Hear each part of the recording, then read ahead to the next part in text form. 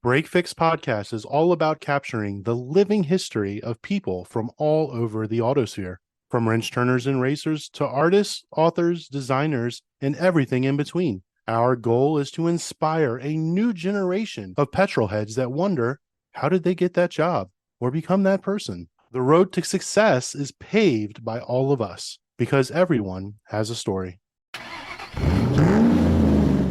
Tonight's guest has created a podcast focused on the people he considers to be part of the same tribe, the tribe of car lovers. His love of cars started at an early age, but was really cemented during an internship for Porsche Cars of Great Britain. He worked in the PR department, helping to launch the 993 Twin Turbo, as well as organizing a film shoot for Top Gear. Dan Pilling went on to a career in technology where he had the opportunity to mix his passion with a part of his day job working on the technical partnership between Microsoft and the Lotus F1 team, now known as Alpine, along with working for teams like Williams and Mercedes F1. When he moved to the U.S., he worked with Hendricks Motorsport, NASCAR, Honda and IndyCar, and Moto America's Superbikes. Dan is here to tell us all about his journey in the world of motorsports and how and why he started his new podcast, Danny P on Cars. That's right, Brad. And with that, let's welcome Dan Pilling to Break Fix. Welcome. Gentlemen, thank you ever so much for having me. Like all good Break Fix stories, there's always a superhero origin. So, Dan, let's talk about the who, what, where, and when of you. How did you get into cars, and what type of vehicles got your attention as a lad in the UK? My love of cars has started from a young age. I don't remember exactly when, but ever since I can remember, I've loved cars. Part of my school projects, I would write to car companies and see if I could go and visit them. And it was mainly around the technology they were using as they were developing out these new cars, etc. So there was always this really great passion for cars. Early trips included going to people like Land Rover and went to see how they were building what was the newest Land Rover. I actually went and saw the Jaguar XJ220 being made. So I'm a kid of the 90s. You know, that was fun, but it wasn't really on the technology side because they were just assembling a car. I was really lucky due to chance that I got to do an internship at Porsche Cars Great Britain. And that really just cemented it for me. You know, spending time there was just like, wow. One of the most notable supercars of all times, especially in the 90s, the XJ220. But was that up on your wall or was there something else? So I had a Ferrari Testarossa on my wall. You're a petrol head of a certain age. Yeah, there we go. I guess it was either the Countach or the Testarossa, and I had the Testarossa. You're in a very small club there because most people run head first into the Countach camp. What about you, gentlemen? Don't really think I had any car posters on my wall. I had 3 Hot Wheels. One was a red Ferrari Testarossa. One was a white Lamborghini Countach. And then the other was a red Porsche 911 or 959 or whatever it was. And I used to race them around. I always thought the Lamborghini was the fastest, followed by the Ferrari, and then the Porsche. That's just the way the world was. And you know, that's the shocking part about that, because everybody thinks the Lamborghini can do like 1,000 miles an hour, and it's actually slower than the other cars you mentioned. Mm-hmm. It's all about the looks, isn't it? It looks fast. Exactly. But you know, I hung up my Countach roller skates pretty quickly, especially in 1987 when the F40 came out. One poster on my wall, it's always going to be an F40, that's for sure. The F50 is better. Don't even get me started.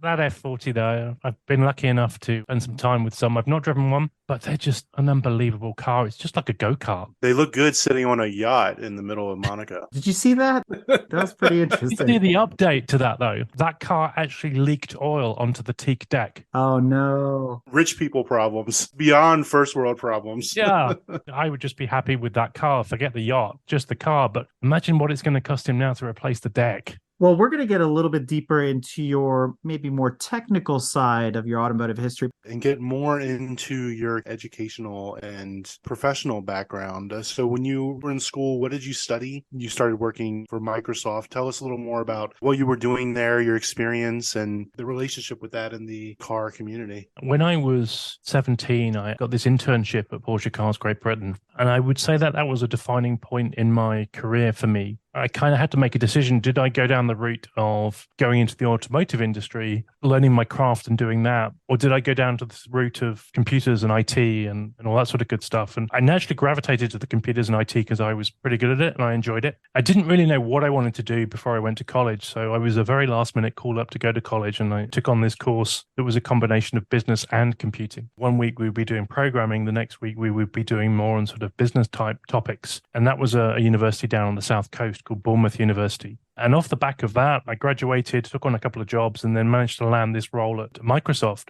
initially in sales, but then quite quickly moving into marketing. And one of the roles that I did early on was technical marketing. So I owned the technical audiences for Microsoft in the UK. And really one of the big things there was, how do you communicate how other companies are using Microsoft technologies to get benefit in order to help those companies adopt the technology? And it was funny because Microsoft had just signed an agreement with the Lotus Formula One team, and it was a sponsorship agreement around a relatively new product that Microsoft had brought out called Dynamics. The objective there was twofold. One was to use that team as a platform for testing technology and using latest technology, but also getting the brand out there that this Dynamics product that Microsoft had developed was available and was a competitor to other things. So the partnership was both brand and technical. And it was really funny, actually. I got introduced to the team via a tweet. I was tweeting about the partnership. I was tweeting about other things. So the deputy CIO or IT director at the time reached out to me and said, hey, do you want to come and visit? So you don't turn down an invite to go and get a tour of a Formula One team. It was about the time that Kimi Räikkönen was racing with them and Roman Grosjean and those sorts of names that have, Roman's obviously now doing a lot of US racing, but I get to go along to go and get a tour of the factory. And I just developed the relationship since that. I would go and meet with the IT team. They would have a connection with Microsoft in the UK versus worldwide, because obviously it's a large corporate-based company in Redmond, Washington. And over time, I would work with them and help them utilize or help them understand what the technology could do for them. And I would use them as a reference case when I was doing events. We would hold events there. We would do these large-scale events and have them come and keynote and that sort of thing. It wasn't like a formal relationship where I was the technical partner manager for the Lotus F1 team, but it was one where I would go and help them and everyone would see benefit from it. Over time, got to develop relationships, meet lots of great people, and those folks then moved on to other teams. It's a very small community, the Formula One community. So generally, people tend to move within the business. They don't tend to go out to other industries like banking or finance and that sort of stuff. So developed relationships eventually with people like Williams and Mercedes. So one tweet started it all. The relationship with Mercedes and Williams, was it the same kind of thing? Were you also, from the Microsoft side, introducing and helping them with Dynamics and stuff like that? Or what other things were you working on with Mercedes and Williams? Yeah, the technology had moved on by then. So we didn't have any formal partnerships with them. But because the folks that had moved to those teams had a background in Microsoft, they tended to go down the Microsoft route versus other competitors in terms of the technology they were adopting. Williams specifically, and actually I had the former CIO of Williams on my podcast, a guy called Graham Hackland. Part of the CIO's role is to introduce new technology to the team, but do it with a business case, talk about the benefits they would enable as a result. And cloud computing was a really big thing during that time. So one of the things I would do is I would help Graham with things like the business case for adopting cloud technology. So I remember one specific example where they were really worried about security. So if you can imagine that you can see where all your information is held because it's in a server room in a building versus out in the cloud where you've got no visibility of where that could be, enabling them with things like bringing in our chief security officer to talk to Graham and help him build his business case for adopting that technology. So it was less around getting them to do things like keynote and present and share their technical stories and more around helping them be a channel into Microsoft, which is a very complex organization, as they went to adopt new technologies. I talked about this on another podcast that I was on, Text Transforms with Carolyn Ford, and we talked about the intersection, which is large, between the racing community and the technology community. It's more than just decals and things as part of the livery on the side of the cars. When you see Amazon and CrowdStrike, they're part of that team, especially Amazon, one of the largest cloud providers in the world, probably usurped Microsoft in this particular instance that we're talking here, but they're not just names on the side of those vehicles. They are part of the team and an integral part of that team. Yeah, specifically F1, but any motorsport environment is a great place to be able to test technology because you're going to see results really quickly. You can see a direct line between that technology adoption and the impact it's having. With other organizations, it may take time to see those benefits or those challenges. So it's a great environment to go and test things. Any technology company will always look at motorsport as a way to be able to accelerate their knowledge, their learning, their adoption. It's just a great partnership thing. Talking about all this technology that you've helped get into Formula One, what are some of the advances in technology you've seen over time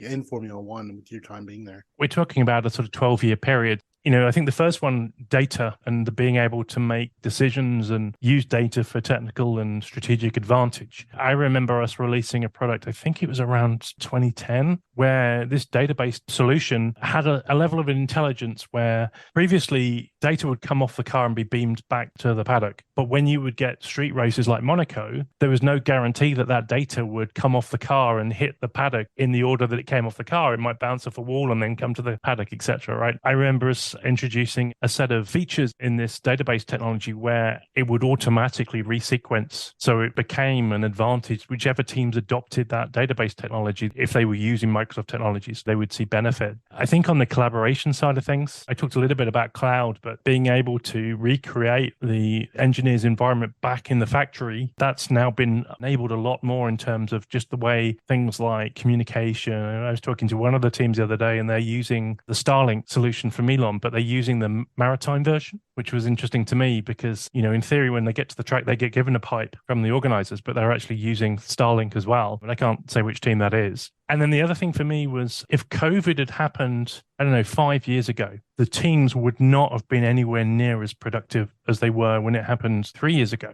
Cars were designed remotely, which would have never happened 5 years ago. If you think about the amount of compute power needed to use CAD diagrams, etc., to develop these cars, you would have to be somewhere on premises being able to do that, these really super clever people. Whereas because of the advances in technology, they were able to collaborate and design these cars remotely. There's so much more. We could do like 5 podcast episodes on this. Of the technology you've seen it evolve in Formula One, has any of it made it to your passenger vehicles? Yeah, but I don't think it's specific to like the technology I worked in. So, you talk about things like the hybrid engines. Is it Mercedes are going to release a car that's got a Formula One engine? You talk about things like DRS and even brake technology, carbon fiber brakes. They were utilized early on. There are a lot of technology, especially on the safety side, but I don't think it's as much on the sort of IT technical side of things. Wouldn't DRS be great to get around traffic?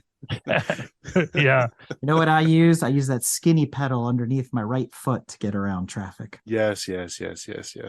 One of Eric's gripes about Formula One, as well as he puts it, that he says it's basically spec racing and the technology is all the same with the limitations on the advancement in technology that the teams can do. Back in the Wild West days when teams could bring out whatever they wanted and it was run what you brung, it's very far removed from that now with all the regulations. What is interesting is a couple of years ago, they obviously brought the cost cap in, which said that every team must adhere to this set of regulations. But the challenge is all the teams weren't starting from zero. They were starting from benefits of previous years, etc., and knowledge. The technology piece, there's going to be a few more seasons before you start to see the effect of the cost cap. So right now, you're still seeing benefits from teams that have had more cash than other teams. So they've been able to adopt technology further. The cars are designed either 1 or 2 years in advance, depending on how much money you've got, etc. So it's still a case of innovation is coming through, and whoever's got the smartest designer, then that's definitely an advantage. You look at Adrian Newey versus some of the other designers, and definitely his impact, but not just him, the team around him are having an impact on the cars. In one of my podcasts with Graham, he talked about some of the innovations maybe 10 years ago. One example was the Benetton team. They'd observed buildings that had to survive earthquakes have these springs to absorb. So when you've got these earthquakes happening, they're absorbing all the energy. The F1 team saw that and put it in the nose cone. And it wasn't till halfway through the season the other teams found out and tried to copy it. And generally in Formula One, they'll do 2 things. You'll try and bend the rules as much as you can without getting in trouble. And it's not getting caught, it's getting in trouble because you submit that to the regulators and say, this is what we're thinking of doing. Does it meet the rules? And they'll come back and say, we think it complies or we think it doesn't comply, right? That innovation still happens. And the teams are either try and copy it, which I guess is what we're seeing with the Mercedes team now in the side pods, because they haven't been able to go their own way. So they decided to reset and copy or try and get it banned. I really enjoyed the episode you did with Graham. I think that was like episode 4 or 5 or so in the catalog. And he touched on something which you alluded to, which was making changes until somebody either banned or approved the change that you made. Now, if you go a little bit further back in the history of F1, Colin Chapman was notorious for breaking the rules. And then a rule would be written because Lotus did something completely off out of spec. So Formula One's always been about that. Push the envelope, find something new. Does it stick or does it not? There was a period there where Formula One got a little bit silly with, well, we needed to be more competitive, so we're going to make everybody drive on groove tires during a dry race. I go back to, it's what you imprint on, which is the time period in which F1, you still had crazy things like six-wheeled Tyrrells, and you had flat 12 Ferraris and four-cylinder turbos and Porsches with their six-cylinder, and they were all running together, and everybody was trying to build a better mousetrap. I look at F1 cars today, they're huge. The wheelbase is equivalent to a Ford F-150. I mean, Senna's MP4 is like a go-kart compared to Lewis Hamilton's McLaren right now. They're night and day different. You look at them and I can't tell them apart. To me, it's literally like looking at a spec Miata race. What I feel like is Formula One is losing its technological edge because somebody else is dictating what the technology is. Everybody's building to that. And what do you end up with?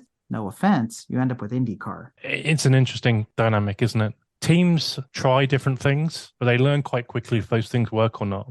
Back to Mercedes, clearly their approach didn't work in the same way that the other teams like Aston and Red Bull have. There's always still some innovation that they're always looking for that extra tenth, whether it's the way that they're presenting the impact of the wind after it's hit the car. So what impact does it have on the car behind, for example? So, they're thinking about different things, but it's just the rules are becoming so much tighter that you don't have the ability to create a car that has a fan on the back, for example. You're sort of stuck with whatever you designed as well. I mean, there's only so much wiggle room now that if you made a bad choice, like you were saying, Mercedes is sort of going back to the drawing board, utilizing somebody else's design because that design is approved. Now for them to come up with something completely unique, they got to go through all these boards and change approval process and all this bureaucracy to get it done. And in the old days, you listen to the episode with Mario about how they developed the ground effects and how simple it was. And they just kept trying and trying until they found something that worked. And nobody said no. It's like, yeah, go have at it. If you can figure out how ground effects work, by all means. It's just got that competitive. It's just a different world. Exactly. It's a space race, isn't it? It's still the most advanced form of motorsport in the world. I don't know. There's an argument to be made about sports car and endurance racing because the GTP cars, they're very technologically advanced as well. If you look at the Toyota hybrids, the new Porsche 963, the Ferrari 499X, the Peugeot 9X8, any of those prototypes, I mean, they're engineering marvels. And I'd say there's almost more technology given the space parameters that they have than there is on board an F1 car. Because the thing with F1 is the testing and the simulation is so regulated, right? It is, but the car only has to run for 90 minutes. Yeah. So I guess the point I was making is, do these teams doing the endurance racing, do they have unlimited wind tunnel time, for example? Because if they do, then they have the opportunity to be more technically advanced. That I'd have to look into specifically what the regulations are around that. But what I know is that when Porsche comes to the table with their design, now granted, they're using a Dallara chassis, so is I think Cadillac or whoever, Ferrari's got their own. There's certain underpinnings to the vehicles, but what they do with the body design, what they do with the cockpit layout, with the gearing, with the engines, they're all different. They're not required to run a hybrid if they don't want to. So there's a lot more freedom in that. But the testament at the end is after 24 hours, who's still standing? Yeah. Mercedes results over the last 2 years have not been what they had expected. And I'm curious to what the effect of Niki Lauda's death could that be attributed to with their lack of success over the last couple years. I mean, I could be wrong, but I thought he was very involved in the technical advancement aspect of the Mercedes car. I do know that they've got James Allison there and the team around James. He was at Enstone. He was at Ferrari. Super smart guy. I can't imagine Niki had a lot of involvement on the technology side. I think he was more of motivational and supporting the drivers and that sort of stuff. I don't know enough. I'm sorry. We're going to pause here. We've been deep in technical thought. I want to ask one of our newest and probably most favorite pit stop questions, especially for a fan of Formula One and somebody like yourself who's worked in Formula One. The GOAT or GOAT Tiffy? Who is the best driver of all time, in your opinion, in Formula One? That is such a great question, and it's one that could be debated again on numerous podcasts. I remember watching Senna on TV, just remembering, how much of a complete driver he was. I have a favorite driver, which is slightly different to GOAT, but his stats rank up, which is Lewis Hamilton.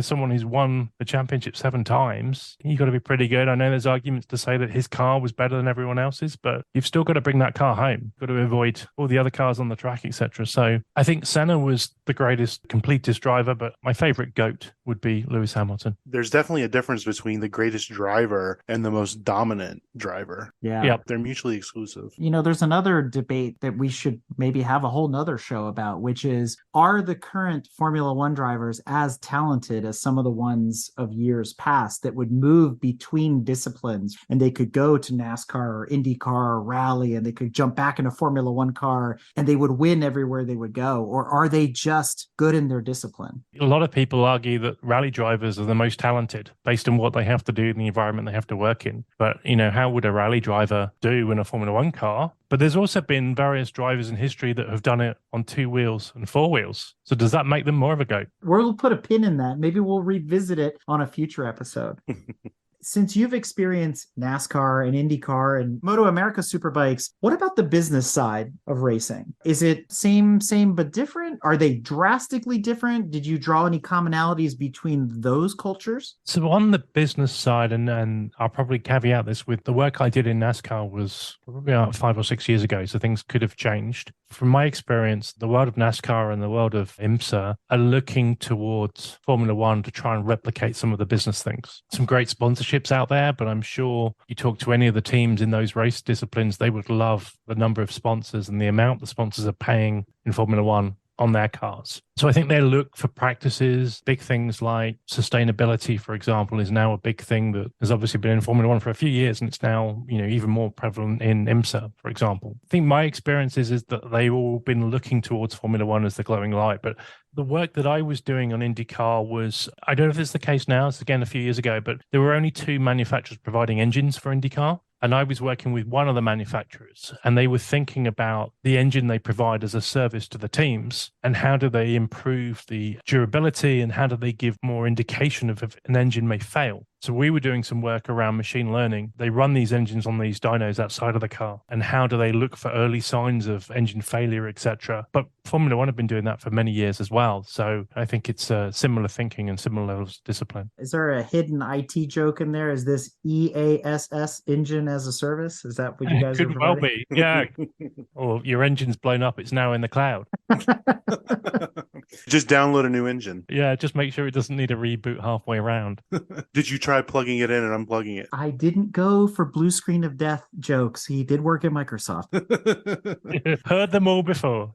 All right, Danny P. The real reason we're all here is because we're podcasters. So why don't you tell us a little bit about your podcast, Danny P on Cars? For me, which I'm guessing is similar to you guys, this was a passion project. I've been lucky enough to meet some really great car people in all sorts of disciplines, in all sorts of tribes. And one of the things that happened to me at the beginning of the year is I got laid off from Microsoft. It was part of these big 10,000 tech layoff, and decided that I wanted to do something as a bit of a passion project. So I set up a podcast. It was always going to be something that gives the opportunity and a vehicle for people to tell their car stories. So whilst the theme is cars, the people is the real thing that we kind of connect on. It's in its first season. I'm trying to get a different mix of guests, so every episode may be slightly different. I was really lucky to meet 2 gentlemen who started their own podcast called The Steering Committee. So Ryan and Doug reached out to me on LinkedIn and then Instagram because of the relationship I have with the Peterson Automotive Museum. But I got friendly with them, and they actually gave me a lot of coaching on how to do my podcast. And they were my first guests. So I got the steering committee on to kick things off. But I'm now almost to 10 episodes. I'll probably be 10 episodes by the time this comes out. I've had motorsport folks, an IndyCar driver, a gentleman called Dominic Dobson.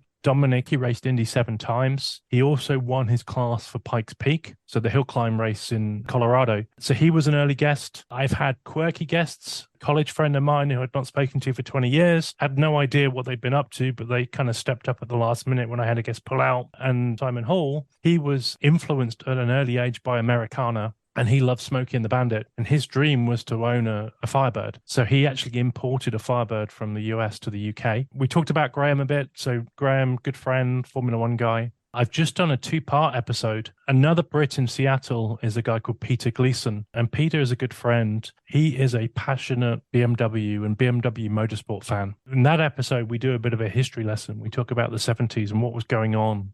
When two Brits get together over a cup of tea, we tend to talk for quite a while. And it just so happens that the very first winning BMW M car, which was a Batmobile, it won in Sebring, he managed to buy that car a year and a half ago. So we talk about the journey to buy that car. We talk about some of the other cars in his collection. He's owned cars from famous racing drivers like Johnny Cecotto. But really, the podcast is all about cars. It's all about culture. I talk about it being a tribe because it doesn't matter what car you own. As long as you love cars, there's a commonality there. And it's just great to be able to share some of the stories. So was that similar for you guys? We were in the height of COVID, and we were a car club that used to get together 10 or more times a year at the racetrack or various car-related events. All of a sudden, we weren't getting together anymore, and we tried doing a couple virtual happy hours, and there's so many people sitting around telling stories of the good old days, and we thought, well, we should really try and get some of those stories out there. If other people listen to all these great stories, they can't just die in our small group. And I guess I've always been talking about we should start a podcast, but Eric likes to say the next words out of my mouth are,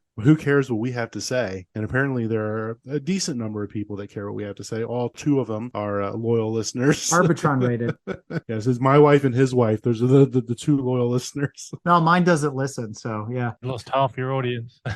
It started out as more just something for the club. We had some couple of fun, kind of quirky, silly episodes. We apologize for our first season, like every podcast group exactly. does. But then we lost someone important to the club, but it's someone that was very, very important to Eric. And he was one of those guys that also had all these stories. And Eric, you know what I'm trying to say. You tell it better. The whole mantra of everyone has a story is something that Matthew used to say all the time. And he was a big proponent in us finally getting off the blocks and saying, you need to do this, because he kept saying that motorsport is a sport of convenience, not of loyalty. And that sentiment wasn't lost on me. And I saw people transition in and out over the last 13 plus years that I've been doing this as a coach, not only considering that I've been in the motorsport world since I was a kid. And yeah, I look back and I go, whatever happened to Bob? And where did Tom go? And suddenly they were here and then they're not. And those stories, you heard them 100 times in the paddock, and then there's suddenly now whispers on the wind. And so we wanted to capture that. And then it just sort of evolved into, there's a lot of race car drivers that are getting older, they're retired, and their stories aren't being shared. And you tell people, you don't know about the story behind the Apple 935? And they're like, Apple 930? What are you talking? Apple had a Porsche? Yeah. And there's a gentleman behind that. And there's a story behind that. And how Steve Jobs and Wozniak were involved and all these kinds of things. And so you unravel that, and it just becomes this, how did we get here moment? In our first season, we had to transition our audience from the written word, because we were already doing journalism, to the spoken word. It just became these interesting stories, these motivational stories, these inspiring stories. To your point, you came from the UK, you got a job at Microsoft, and next thing you know, you find yourself in Formula One. Whether you realize it or not, you inspire other people to go, well, if Dan can do it, maybe I should look into this. Maybe there's a path for me here. That's what we want to remind people of, is that the motorsport and the vehicle enthusiast community is much larger than people realize. There's so many moving parts. It drives so many different industries, so many different jobs. You don't have to be into cars to enjoy them, let's say, on a smaller level. Maybe you're marketing, maybe you're art, maybe you're engineering, maybe you're this, maybe you're that. And so it all comes together in this really beautiful symphony, but it's getting to these people's stories, blossoming the flower and seeing what's inside to go, well, that's how they became who they are. And that's what's important, not after the fact at someone's eulogy and people are trying to put the pieces together. There is no better truth than living history. That's super cool. And I need to go back and listen to more of your episodes. We only got 200 and some to catch up on. It's all good.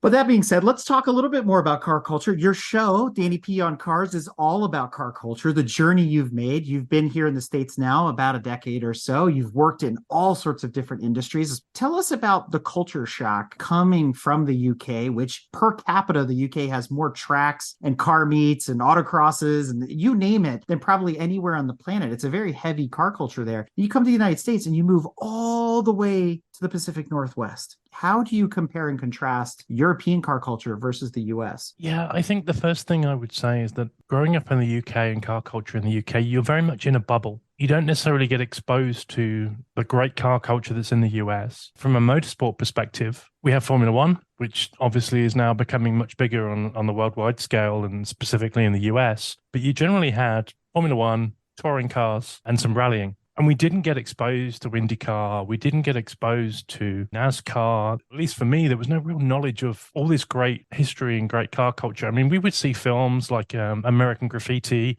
You would hear about some of these racing legends who are American, like Andretti, which I know you folks had him on your podcast the other week. There was definitely this bubble. So when I moved to the US, it just became a real learning opportunity for me to learn about car culture. Really early on, I sat at a dinner and the son of Dan Gurney was sat next to me. And I'm embarrassed to say I didn't know who Dan Gurney was. So really, this has been a big opportunity for me to just learn a lot more about US car culture, learn everything from hot rodding all the way through to drag. I went to my first drag race about a month ago in Pomona in California. And again, I was just blown away, a completely different set of car cultures. So, as you kindly alluded to, that was one of the reasons with the podcast was to try and investigate more of this and share more of this on a wider scale. So I think that's the first difference, just very much you're in a bubble. I guess you're on an island, but you're very close to Europe. I think we got a lot of different cars, so some cars didn't make it to the US and some cars didn't make it to Europe from the US. You talk about wagons. Wagons are a big thing in the UK. If a manufacturer is making a hot version of a car, take the M3, for example, the new M3, M4, they'll do a wagon version, whereas wagons don't tend to sell well in the US. So you get the SUV version instead.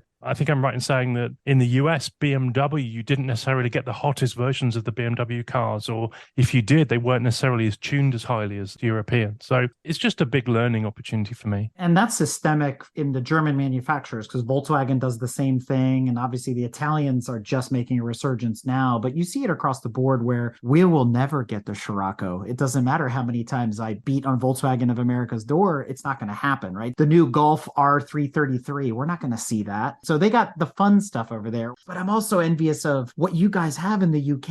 And some of the best tracks are within a couple hours distance. I get it. Everybody in mainland Europe complains if they got to go from France to Germany. It feels like they're going so far away. But the United States, you could fit Europe in it like 6-7 times. I don't know. Everything here is so spread out. I'd love to go from Spa to Le Mans to Hockenheim to the Ring in a day. Here, that's not possible, right? Not really, anyway. No, it's very true. But also, I think you folks do things bigger. So I went to Daytona earlier in the year for the first time. I went for a bike race, actually, the Daytona 200. And wow, what a facility that is. I don't know how many 100,000 people can fit in that, but there's nothing like that in the UK or even in mainland Europe. Everything's a smaller scale. The tracks might be similar size in terms of mileage, but you just don't have those kind of almost Colosseum-esque. And it's funny that you lump what we consider motorsports disciplines into car cultures. So for us, drag racing is a discipline of motorsport. It's part of the, let's say, the racing community or the racing culture versus the car collector culture, where then you have the concourse folks, you get the Pebble Beach crowd and Amelia Island and touring and what we call road rally here, and then the people that do all the car care stuff and collectors in general.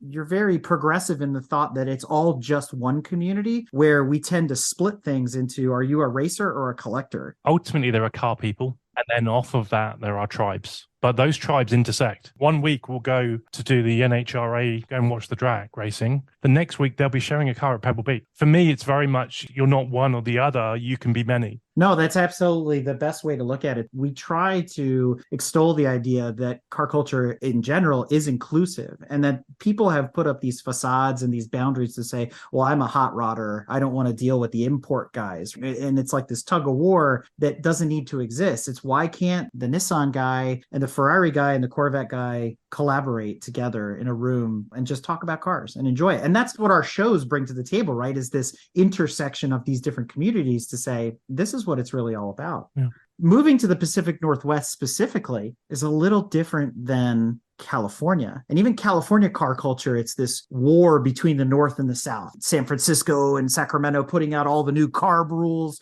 trying to stifle the car creators and the builders and all that. And everybody in Southern California is like, send it, man. We're going to build the coolest new hot rod and Siamese two cars together. But when you go north past Oregon and you hit the Puget Sound out your way, you get a lot of rain. And I wonder what the car culture is like compared to California. Yeah, and I've been lucky to spend time in both car cultures. And the thing with Seattle is obviously we have bad weather for a good 6 months of the year, but I would say that we make up for it for the other 6 months of the year. On my latest podcast, I was talking to a friend of mine who's a BMW collector, and he talked about the Space Needle being a magnet for great cars. It's not a needle to show world trade. It's actually a magnet for great cars. So from a car collections perspective, I think we're very lucky. We have probably 3 or 4 of the finest car collections in North America up here. They're in private hands, so it's not always easy to go see them. At one point in time, we had 4 250 Ferrari GTOs in the Pacific Northwest. So for a place that rains a lot, to have those cars was pretty significant. You know, as soon as you get to the summer here, or at least signs of the summer, things open up. So every Saturday we have various cars and coffees and an event called Exotics, which is, they have a list of which cars are allowed to exhibit and which cars aren't. It's that exclusive, which some people like and some people don't like. I just appreciate the fact you can turn up and see some really rare cars. We have regular different cars and coffees events on Sundays. We have car shows. We've got 3 or 4 racetracks within stone's throwing distance. So I think the car community is pretty good and it's very vibrant. Lots of good clubs. I'm a member of the Porsche Owners Club, and you know, every night there's practically something on you can do, whether that's going for a drive and pizza or going to one of the tracks for an autocross day. I think it's pretty good, but you have to appreciate that come October, you're probably not going to see those friends in car context for 3, 4, 5, maybe 6 months. All the times I spent in the Seattle and Oregon area, I noticed there was a very large air-cooled Volkswagen and Porsche community. Is that still true now? It's been a while since I've been out there. Yeah, there is a lot of those folks. There is a chapter of what's known as the R Group, which is the outlaws and hot rodders of Porsche. So after California, which is where it was founded, the next chapter was up here in the Pacific Northwest. So we get lots of classic Porsches and some Beetles and that sort of stuff. But we also have some really amazing, like Japanese cars, for example. I live out in a place called Alki, which is a little beach area of Seattle, and it's a regular route for all the car community to drive through. So every night you'll see a different set of cars driving through, and you see these JDM cars that have been modified, or you see lowriders. So yeah, I think it's a really good mix. So looking back to the UK, is there anything you miss? Well, I miss a good curry and fish and chips, but that's not really car related. So I miss being able to drive to racetracks for things like touring cars. You know, we have a couple of really good racetracks that have competitive events on, but we don't really have anything like going 2 hours down the road and going to see the touring cars, and then maybe the next weekend going 2 hours in a different direction and seeing the next race in that series. So I kind of miss that. I miss being able to go see my friends in the Formula One teams. Super lucky to work with 3 of the teams. Whenever I'm back in the UK, what I would generally do would go for a coffee at one team, go for lunch at another, and then go for a cup of tea at the third team. So I miss that as well. But yeah, more on the motor racing side of things, I think. On your show, you also talk about the collector car world a little bit. I wanted to touch on your thoughts on the rise in collector cars and prices and how things have gotten out of control. Yeah, I mean, again, that could be a whole series on a podcast. I think the things for me is it's very much a generational thing in terms of which cars tend to get the premium collections. Depending on what you grew up and what you had on your wall, then that might be the car that you kind of want.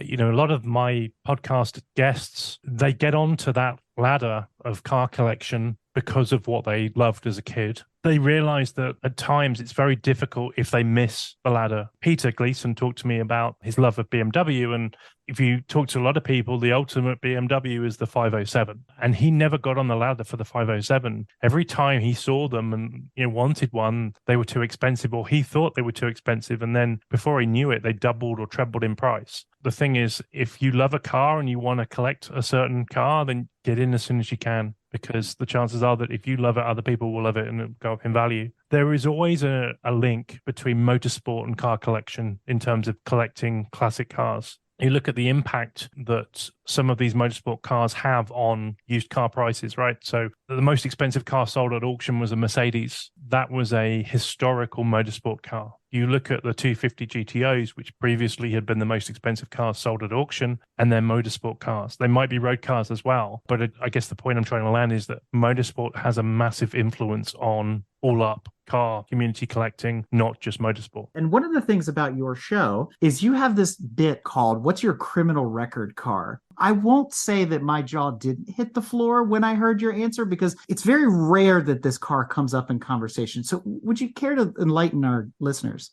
Yeah, so part of my podcast, I do a bit of background on the guests. And one of the questions I ask is, have they ever owned a criminal record car? So what is a criminal record car? Well, essentially, it's a car that you're kind of embarrassed that you once owned. Now, I want to be really clear on this podcast, for the record, that I never owned this car, but I was so close to buying this car that it could have been my criminal record car. So you've got to picture the scene. I'm 16 in the UK. The driving age is 17, so I'm very close to 17. I'm looking for my first car. That summer, I'd worked all summer on a building site to pay for my first car. And I guess like a lot of impatient 17, 16-year-olds, you kind of go for the first thing you see. Anyway, at this car dealership, there was a Yugo. Now, it wasn't just a regular Yugo. This was a Yugo with a body kit. Oh. So close to buying this car. And I guess it's probably the only time I can be really thankful that my parents stopped me. So I didn't get it. Didn't own a criminal record car, but it was super close. But some of the other examples on my podcast, people who bought cars and it turned out to be two cars welded together. Ooh, nice. I also want to be clear that you can't have a criminal record car if it was inherited. So if you got your grandfather's car and it was still an embarrassing car, that's not a criminal record car because that's got sentimental value and, lots more. Mm-hmm. So criminal record cars are ones that you've actually bought. Do you guys either of you have a criminal record car? I know Brad's got one. Come on, Brad. I'm not embarrassed. I'm embarrassed in the condition that it was in, but I'm not actually embarrassed because had it been a running, driving car, it would have been pretty cool. It was a 924 turbo. Nice. So that's definitely not a criminal record car. Given your definition of a criminal record car, I can't think of any car that I've owned that I'm embarrassed by. And I have an interesting caveat to this, which is I never technically owned my criminal record vehicle. And now that it's gone, I can openly admit that I fostered for a year a bright yellow 2003 Pontiac Aztek GT. Wow. You would do hard time or hard porridge, as we would say in the UK, if you were up against the judge on that one. I will say that I haven't owned it, but I do have a deposit in on a criminal record car. Oh, yes, you do. Anybody listening knows that I've got a deposit in on a Tesla Cybertruck. Wow. That I'm trying to get rid of. Yeah, I've seen one in real life. Have you? There's one in the Peterson right now in LA, the Peterson Automotive Museum. Interesting. That wasn't there when I was there the last time, so that's pretty cool. Did it have working laser windshield wipers? Don't know. I didn't see any dents on the door or the window, so I don't think it was the one that was there at the launch. And behind it was the Tesla quad bike, which also looks really cool. Yeah. But I think that is a criminal record car. So, there's a sentence to be had there, I think. From your perspective, growing up in the UK, what would you define as a beautiful car? I think for me, any car where you look at it more than once and you discover new angles, or you discover things that you weren't thinking about the first time you looked at it. So you've obviously got an appreciation for it the first time, but then you look again and you think, how much thought has gone into this car? For me, the most beautiful car in the world is the Mercedes Gullwing. I love the lines on that car, and every time I look at that car, I see another level of detail I haven't thought about. So the opposite of that question, Brad. Would you consider it a terribly ugly car, other than a Yugo or an Aztek? Yeah, those are off the list. They're disqualified. I think, again, it's the thought. If I look at something and it's just angles, and I don't feel like they've put a lot of thought into it, and maybe it's function over design, maybe it's a utility versus a soulful car. I think, things like the Aztek, but also things like the Fiat Multipla. But I also think that some cars at the time are ugly, but over time you might appreciate them more, or things have changed and you might actually turn and go, well, I thought that was ugly when it came out, but actually now I'd really like to drive. Being from the UK, I thought you were going to say the Reliant Robin. You see, that's got a lot of character because it was associated with TV and film. So in the UK, we had this BBC series called Only Fools and Horses. The main character used to drive one, but it was a van. So it was a Reliant Robin van in bright yellow. You can do a search on the web for it. But so that kind of transcends it because it's got this character from a TV series. I wonder how fast a Reliant Robin van would be around Nürburgring instead of the Transit. Oh, wasn't there an episode on Top Gear where they put one on a rocket and sent it up? That was one of the best episodes ever. That was the fastest Reliant Robin ever. Yeah. So let's take your criminal record and spin it a little bit. What about a guilty pleasure car? Something you'd like to drive, something you'd like to test, or even maybe own, but are embarrassed to admit it. I quite often search the internet for used cars, and I go to AutoNation a lot. And at the moment, the cheapest used convertible on AutoNation is about $6,000, and it's a Chrysler ET convertible, but it looks like a pram. And I just wonder, what would that be like to do on a road trip? There's many cars that fall into that category. One of Brad's favorite, the Nissan Murano Cross Cabriolet, comes to mind. No, that is not a guilty pleasure car. That is just a travesty to the automotive community. It's like two big fingers up, isn't it, at the automaker? Basically, yeah. Nissan said the CEO's daughter wanted to own a convertible Murano, so they made one. So, Brad, what is your guilty pleasure car? Do you have one? I feel that I would look extremely silly driving around in a Volkswagen Cabrio, but I would love to have one. I say the same thing about one of your most hated cars, which is the Fiero. I think it would be fun to borrow and drive around and then just give it back.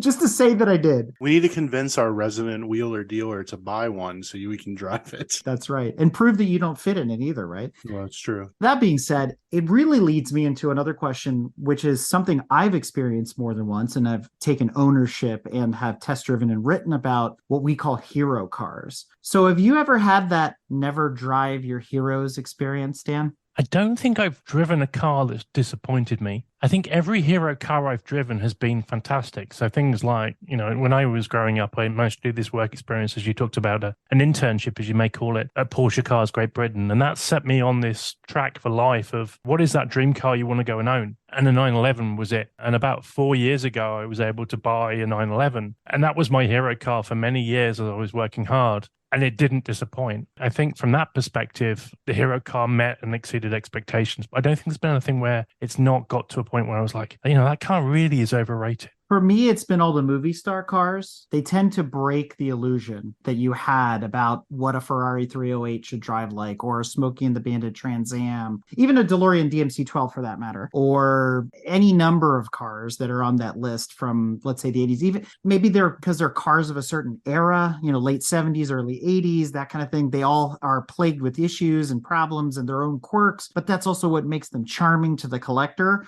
There's very few cars I've walked away from that I've seen on TV or in a movie or that I considered hero cars. And I went, yeah, that was an awesome ride. That was an amazing car.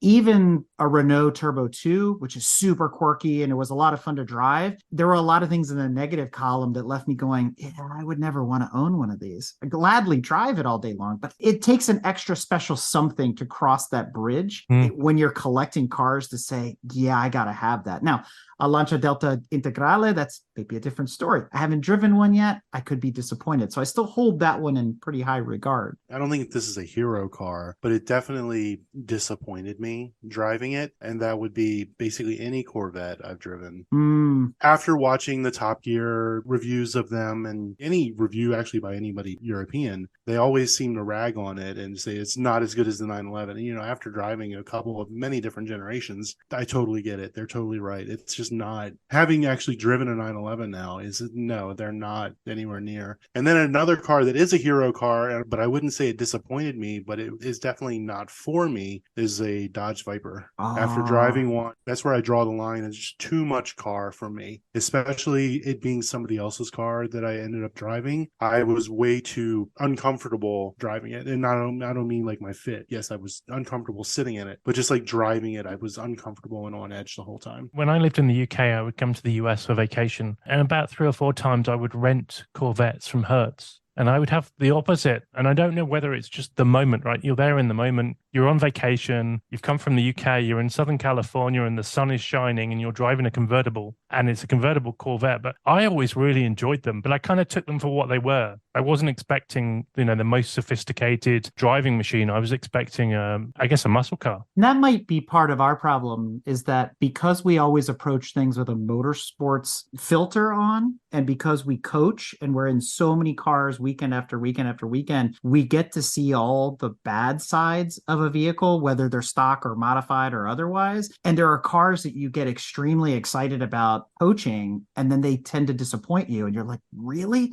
The driver sometimes will be like, oh, would you like to drive it? And you're like, well, okay, sure. And it still doesn't change the perspective. It is different from the left seat, but it is what it is. I agree with Brad. There's only been a couple cars that have transcended. One of them for me was the Skyline R32.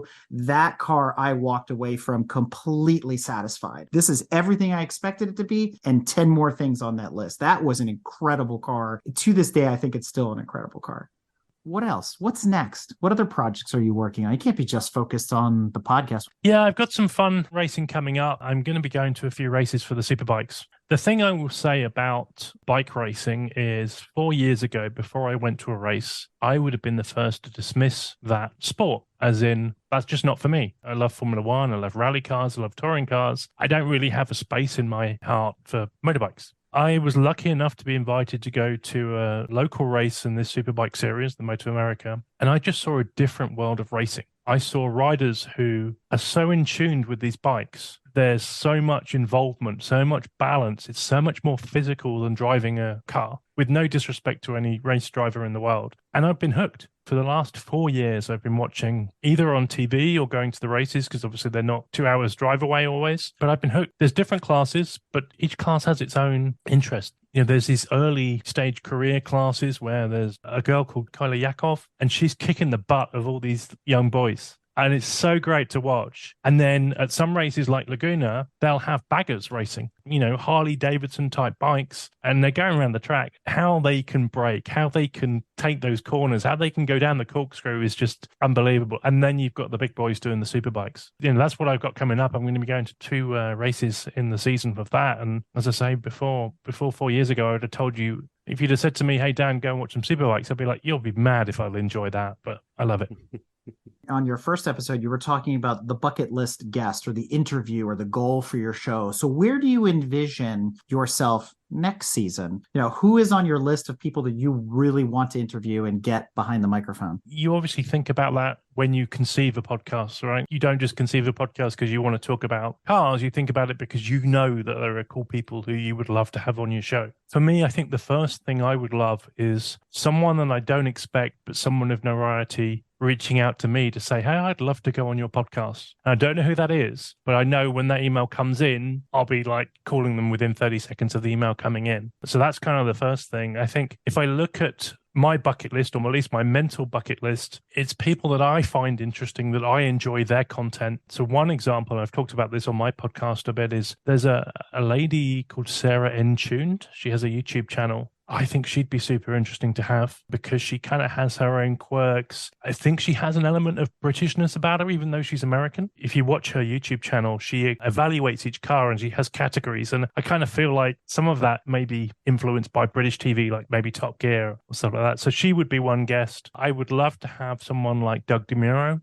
someone who is your guy next door, but has managed to make a very successful career out of YouTube and now car auction sites. And I would love to get, although they say never meet your heroes, imagine if I could get someone like Lewis Hamilton. I mean, I think we're probably talking episode or at least season 6 by then, but that's the dream maybe. So maybe Lewis Hamilton would be the ultimate. But I wondered, like, if you were to recommend 3 episodes, which episodes would you recommend? Would you like celebrities or regular people? Would you want something completely off the cuff? Our show is a little non sequitur, so it all depends. I'm thinking, like, if I've never heard your podcast before, which 3 episodes best represent it? If you're a motorsports fan, I'll give you the top 5. Lynn St. James, Andy Pilgrim, Randy Lanier, Mario Andretti, and if I throw in a collector car one in there, Dennis Gage. I'm surprised you didn't go with Joey Jordan. Joey's is a Top Gear special. That's the bonus episode you listen to because it is so different than everything else. That is a coming of age story. That is a man struggling with his own demons. It's an amazing adventure that he went on basically by himself from LA all the way to Patagonia. I don't want to spoil it. Yeah, listen to Joey Jordan's Great South American Adventure, it's called. Well, I know what I'm doing for the next few evenings.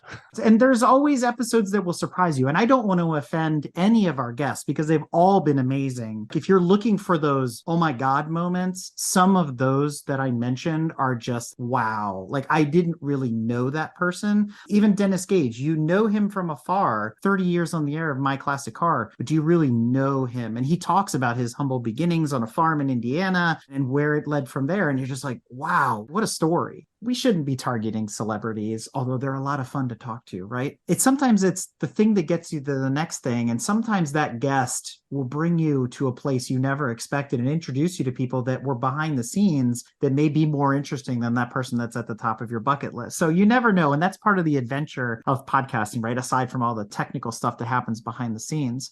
Well, Dan, we have reached that part of the episode where I get to ask you our final question, which is any shout outs, promotions, or anything else you'd like to share that we haven't covered thus far? I'm an ambassador for the Peterson Automotive Museum in LA. Generally, what that means is it's kind of not really official, but I help them secure car collections up here. So we introduce them, I create networks. We videoed Peter's collection of BMWs on an iPhone, and it's had 77,000 views. So if you do a search for Peterson Automotive Museum, BMW Car Heaven, you'll see his collection. And we also filmed a rally car collection. So you talked about Group B. We filmed Dirtfish is a rally school up here, and the owner has a car collection. So we got to film that car collection as well, some of the Group B cars that he's got. If people are after an extra podcast after listening to yours, then I'd ask them to check mine out. And I would just put a quick nod to my mentors, Ryan and Doug from the steering committee. If you want a third podcast, check theirs out. 8 years ago, Dan Pilling moved over to the U.S. and has been learning all about our car culture ever since. This includes road trips, car events, as well as becoming an ambassador for the Peterson Automotive Museum in Los Angeles. Dan launched his own podcast earlier this year, Danny P on Cars, capturing the stories of people he's met along the way. If you want to learn more about Dan, follow him on socials at D9NNYP on Instagram, at Dan Pilling on LinkedIn, and Dan PI on Twitter. Be sure to catch his show, Danny P on Cars, everywhere you stream or listen to podcasts, along with his YouTube channel. Thanks, Brad. And thank you, Dan, for coming on Break Fix and sharing your story with us and joining the mosaic of other stories that are in the catalog. And we hope to do some future crossovers with you, maybe have you back, maybe we'll be on your show. But you're here in lockstep with a lot of us in this community trying to get these stories out to people that have never heard them before. It is an epic task. And I thank you for being part of this, for helping get this information out there to people. And more importantly, keeping the vehicle and motorsport enthusiast community vibrant. Because if we don't share these stories, then it all just starts to fade to gray. So thank you for what you're doing. Yeah, thank you for the opportunity. Very honored to be on your podcast. And as I know, as I'm bringing my guests on, it's not an easy thing to run a podcast. And you've always got this kind of fear that is your guest going to be okay? Are they going to do okay? And thank you for guiding me through the podcast. It's been great fun. Thank you for sharing. Yeah, no worries. Thanks, gentlemen. If you like what you've heard and want to learn more about GTM, be sure to check us out on www.gtmotorsports.org. You can also find us on Instagram at Grand Touring Motorsports. Also, if you want to get involved or have suggestions for future shows, you can call or text us at 202-630-1770 or send us an email at crewchief@gtmotorsports.org. We'd love to hear from you. Hey everybody, Crew Chief Eric here. We really hope you enjoyed this episode of Break Fix, and we wanted to remind you that GTM remains a no annual fees organization, and our goal is to continue to bring you quality episodes like this one at no charge. As a loyal listener, please consider subscribing to our Patreon for bonus and behind-the-scenes content, extra goodies, and GTM swag. For as little as $2.50 a month, you can keep our developers, writers, editors, casters, and other volunteers fed on their strict diet of Fig Newtons, gummy bears, and Monster. Consider signing up for Patreon today at www.patreon.com/GT Motorsports. And remember, without fans, supporters, and members like you, none of this would be possible.